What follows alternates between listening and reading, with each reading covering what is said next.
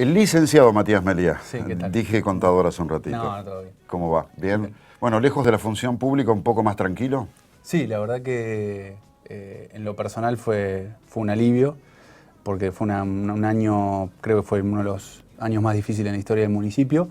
Y bueno, desde ese lado se trabajó muy intensamente y bueno, y ahora era por lo menos disfrutando un poco más de la familia, ¿no? De la familia, ¿no? Sí. Y de tus cosas que habrás dejado de lado por algún tiempo. Y prácticamente sí, un año, ¿no? Prácticamente un año, fueron muchas horas en la municipalidad, es lo que uno quiere y le gusta, pero bueno, obviamente fue un año muy intenso, hasta altas horas del día trabajando y para regularizar determinadas situaciones que venían ya con algunos problemas y bueno, ante la crisis financiera que también venía con el municipio, que se fue trabajando en eso. Uno asume como el puesto de un virtual mago, manejando los números de cualquier municipio, en este caso Sí. el nuestro, con muchas complicaciones. Sí, la principal complicación, que eso es lo que veníamos hablando siempre en el Consejo Deliberante, que hace muchos, por lo menos ya desde el 2012, la tasa de recaudación venía bajando muchísimo. Estábamos en el 60% de la tasa que se emitía, de lo que se cobraba.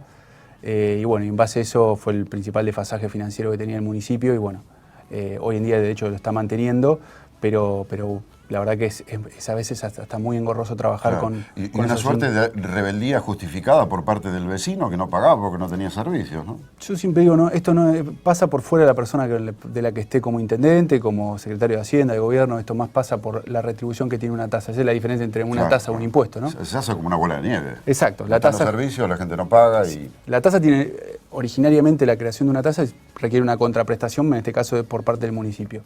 En esa contraprestación es en el por qué el vecino no está pagando y no viene pagando en los últimos años, que era la queja, tengo una lamparita rota, no me la arreglan, no pasa la topadora, claro, la recolección de residuos defectuosa. Bueno, son muchas cosas que lo que prácticamente que uno en la boleta cuando le llega al domicilio, el 80% es la tasa de servicios urbanos. Claro, y el vecino es el final del camino, porque claro, ¿cómo le explica al municipio? Sabe que si usted no paga, no podemos tener combustible ni cómo reparar las máquinas que se rompen y se hace una bola de nieve interminable. Totalmente, vos lo dijiste, es una bola de nieve que una cosa ata a la otra y bueno, hasta que realmente el municipio no dé ese paso adelante, nosotros de hecho lo habíamos tratado en el Consejo por medio del leasing, de poder adquirir nueva maquinaria, que en el cual, porque vos pensás que los bienes de uso, o sea, todo lo que es camiones, motoniveladoras, topadoras, tienen la gran mayoría entre 10 y 15 años.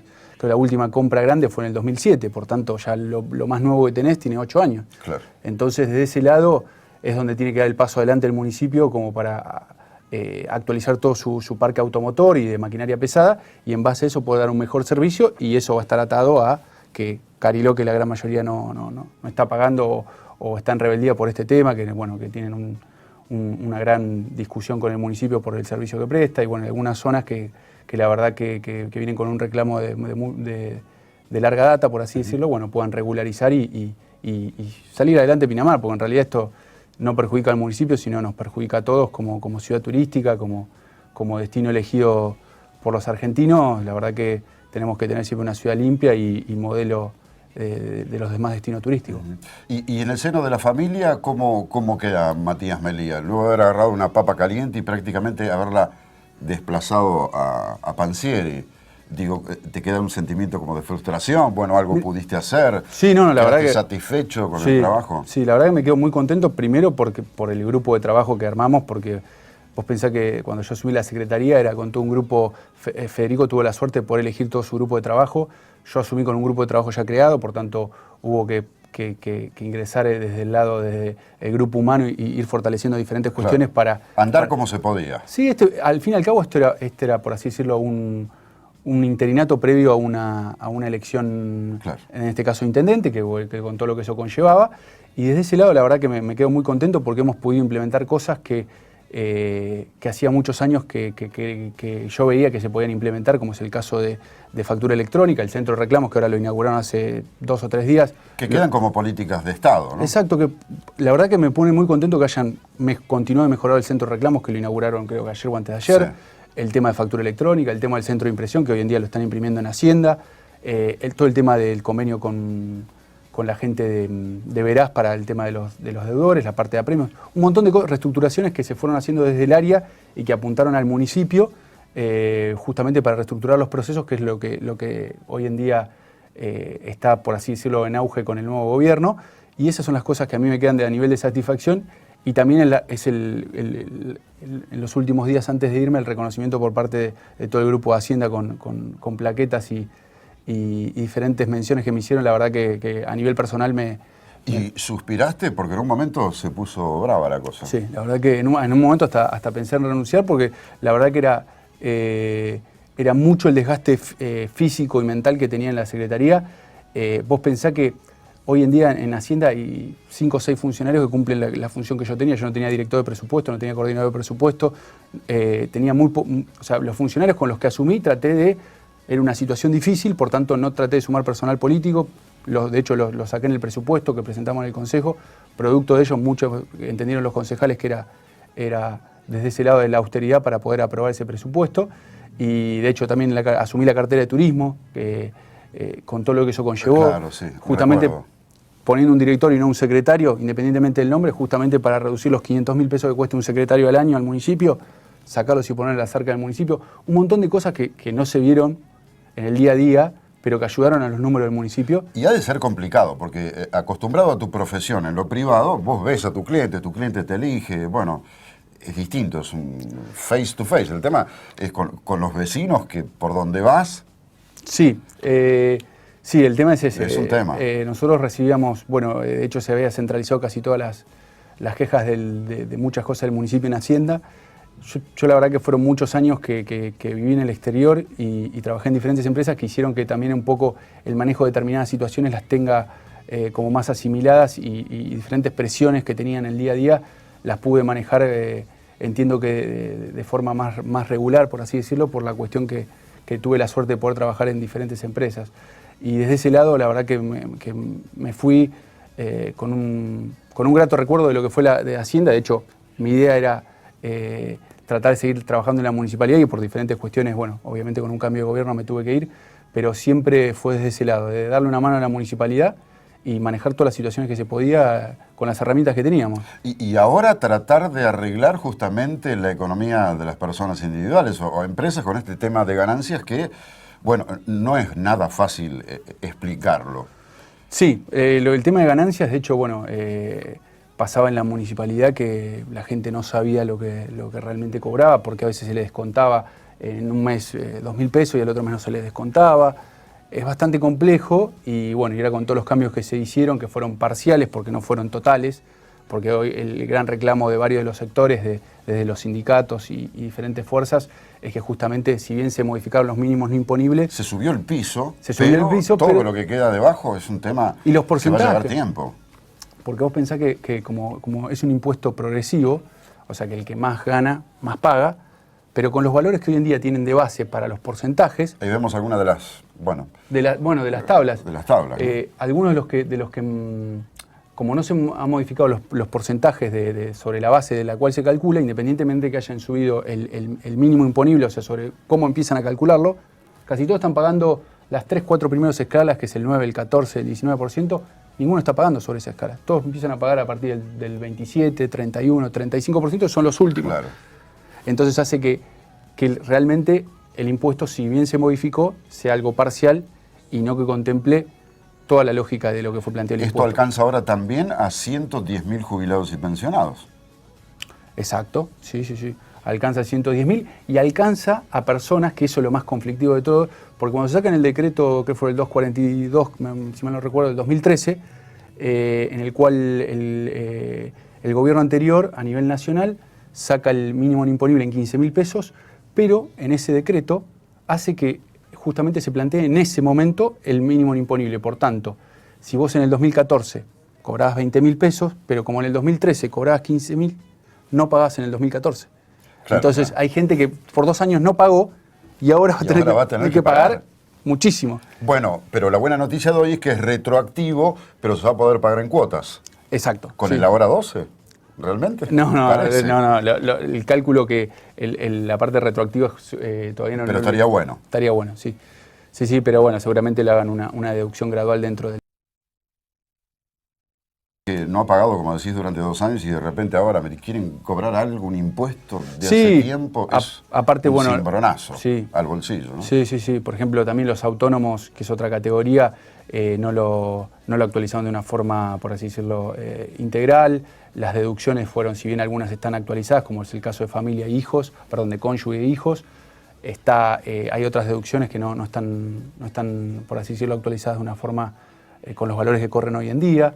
El tema, por ejemplo, de lo que está muy de moda, que es el tema de las uniones, por así decirlo, entre personas con hijos, sin saberse de tener una unión civil o concubinatos. Concubinatos, que bueno, que no están reflejados dentro del impuesto, por tanto vos podés tener 2 hijos, pero no deducís por cónyuge, que son más o menos 40.000 pesos al año, con los nuevos valores. Entonces son cosas que es un paliativo, pero no es una solución integral a lo que es el impuesto. Matías, esto puede llegar a llevar años en implementar 100%, porque esto además lo tiene que oficializar el Congreso.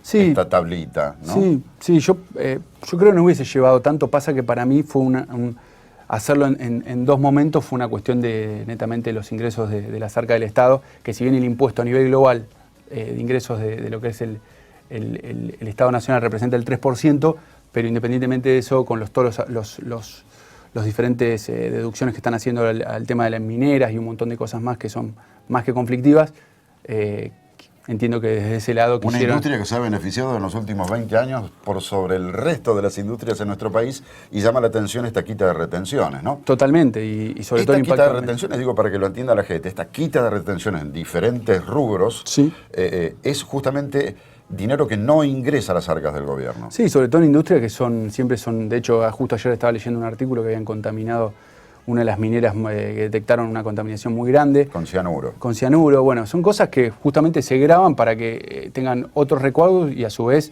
la instalación sean en casos muy, muy puntuales, ¿no? Que venga todo el mundo, como ahora estaba leyendo que querían venir a instalar diferentes industrias de litio en Salta.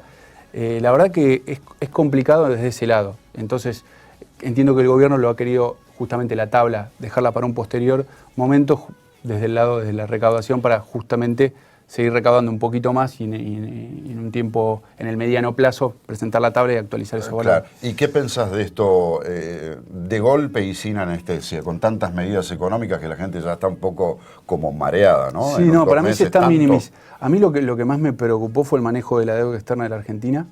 Eso me pareció totalmente irresponsable cómo se manejó, porque de hecho en un mes se ha solucionado supuestamente todo y se le reconoce a los famosos holdouts, o los deudores que tienen deuda argentina, perdón, los acreedores que tienen deuda argentina, directamente básicamente lo que pedían, la quita del 25%, es sobre lo que ellos pedían, que a su vez tenían intereses usurarios, y a su vez el gobierno ahora va a tomar deuda para pagar esa deuda. Algo muy importante también. Eso es lo único que me parece. Hay algo que es preocupante, sin alarmarnos, pero es preocupante. En 2 meses que lleva este 2016, el dólar aumentó 1 peso por mes. Exacto. Hay una devaluación, por así decirlo, implícita. Si lo proyectamos a esos valores, esos porcentajes, de aquí a fin de año, estaríamos confirmando lo que se hablaba justamente antes de la asunción de Macri, de que estos acreedores querían llevarnos a un dólar de 20 pesos y los números dan, por ahora. Sí, hay una gran presión de las cerealeras. Yo tuve la oportunidad de trabajar en 2 grandes cerealeras del país antes de poder volver a Pinamar, y la presión que tienen sobre el dólar y cómo juegan con el tema de cuándo liquidan las exportaciones o no, es más que importante.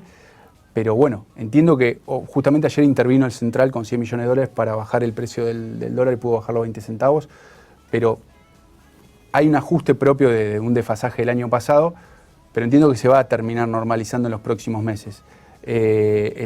Obviamente no va a aumentar 1 peso por mes de acá a fin de año, pero creo que va a ser ese número que vos decís o un poquito menos a fin de año, que es lo que prevén todos los economistas, pero desde ese lado eso te diría que me preocupa menos como lo que te comentaba de la deuda externa, que es más que preocupante que se tome deuda para pagar deuda y a su vez reconocerle lo que pedían originariamente. O sea, que son fondos que se dedican justamente a la usura y a pedir en un par de años el 1000% de lo que se pedía originariamente.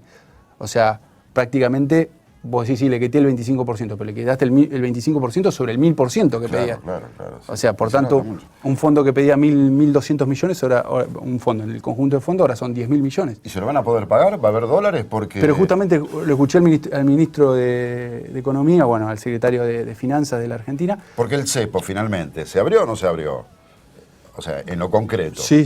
El cepo, bueno, a nivel, por así decirlo, vecino o uno puede adquirir. Sí, totalmente. $. Sí, no, de ese lado es buenísimo, pero bueno. Desde lo macro. Desde lo macro, eso me preocupa justamente cuando veo que se va a tomar deuda para pagar deuda. Para mí la receta no es la adecuada, sobre todo cuando se vino que en los últimos años con una política muy estricta en cuanto al tema de toma de deuda, que es lo que hace que al país a nivel externo pueda ir mejorando su situación. Dos cortitas. ¿Pensás que Scioli lo hubiese dicho más paulatinamente? Porque ante el remedio hay que... ante la enfermedad hay que aplicar un remedio. Lo hubiese hecho un poco más paulatino. Yo creo que parte de las decisiones que tomó Macri las hubiese tomado Scioli. Totalmente. De hecho, eran necesarias más tomar. Progresivamente. Algunas eran necesarias tomarlas, sobre todo en algunas distorsiones que había en diferentes cuestiones, pero sí, entiendo que lo hubiese hecho más paulatinamente y hay cosas que no hubiese hecho, como ese es el caso que te digo, y creo que ninguno de los economistas que tenían las diferentes carteras, mismo la de Massa o de los principales candidatos, hubiesen hecho esto de hacer una solución facilista, que en el corto plazo sí tenés el beneficio, pero endeudas el país de acá a muchos años, ¿no? Y el consejo para la gente con el tema de ganancias que no entiende nada y verán reducido en sus ingresos. Para mí siempre la clave del tema de ganancias es las cuestiones que uno puede ir deduciendo del día a día. Vos pensás que, por ejemplo, si vas al odontólogo, que es muy común ir y en algunos casos no te cubre la obra social, podés deducir hasta el 40% de lo que te factura el odontólogo si sos empleado de cuarta categoría, o sea, si sos empleado de un comercio, está registrado, de la municipalidad, de acá de Telpino, de la cooperativa de luz. Puedes deducir un montón de cosas de un seguro de vida, puedes deducir a las empleadas de limpieza. Tenés muchas cuestiones que se pueden ir deduciendo que hace que tu carga... no se sienta tanto. No se sienta tanto. Eso es una buena tarea para hacer. Si tenés un crédito hipotecario, puedes deducir los intereses, puedes deducir tu obra social. Siempre obviamente tiene unos topes, pero siempre ayuda en el día a día, que mucha gente no lo sabe y no lo hace. Sí, por eso, es un muy buen consejo. Es cuestión de ir al empleador, agarrar un formulario, que en muchos casos lo puedes completar vos personalmente, pero si no tenés la cuestión para completarlo, lo puedes hacer a través del contador o bien de la empresa, y justamente llenarlo con tus deducciones anuales, y eso hace que obviamente lo que pagues de impuesto a las ganancias sea mucho menor de forma anual. Que el impacto no sea tan fuerte en el bolsillo. Totalmente, ¿no? Pero bueno, yo sé que mucha gente no lo sabe y no lo hace propiamente atentos con eso. Que no se informan, o bien muchos casos mismos las empresas como que lo comunican, pero el empleado no cae a la realidad del impacto que tiene dentro de su deducción.